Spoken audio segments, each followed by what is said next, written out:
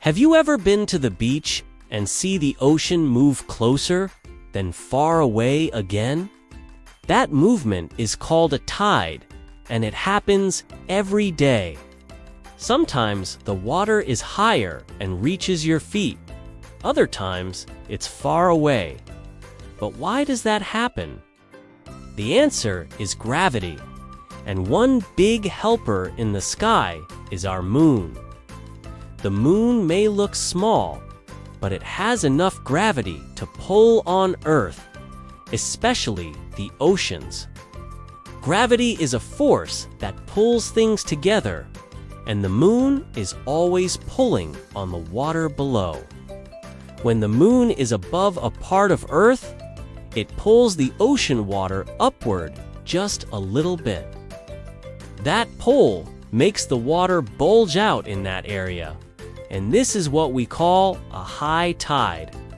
But here's the crazy part. There's another high tide on the opposite side of the Earth, too. But how can there be two high tides when there's only one moon? Well, it happens because the moon pulls on Earth's land, too, not just the water. The Earth gets pulled slightly toward the moon, leaving water behind on the far side.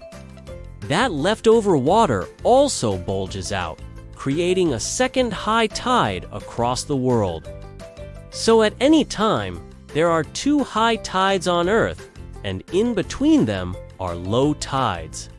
As the Earth spins, different places move through the bulging water, which makes tides go up and down.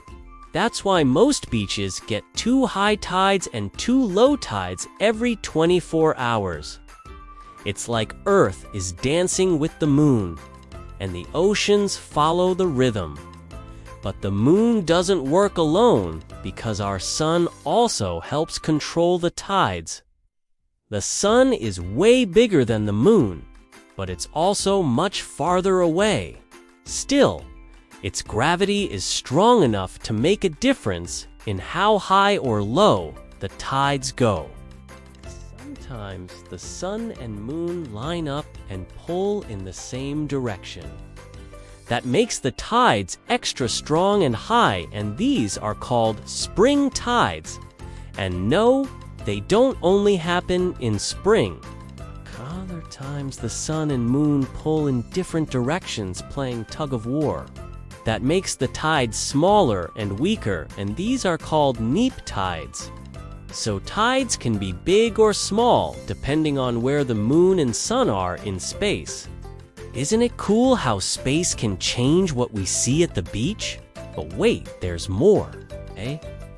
The moon's gravity doesn't just move water, it also slows down the Earth's spin a tiny bit, eh?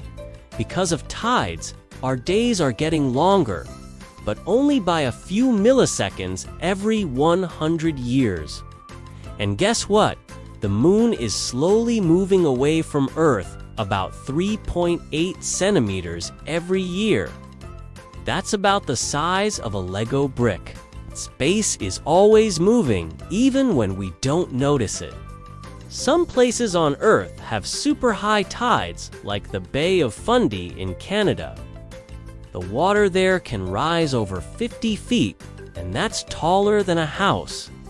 In other places, like the middle of the Pacific Ocean, the tide is barely noticeable. So tides don't look the same everywhere, but they always follow the same rules of gravity. The Earth spins, the moon pulls, the water moves, and that's how tides happen. It's like an invisible rope between the Earth, the moon, and the ocean. So next time you're at the beach, watch the waves and try to guess if it's high or low tide.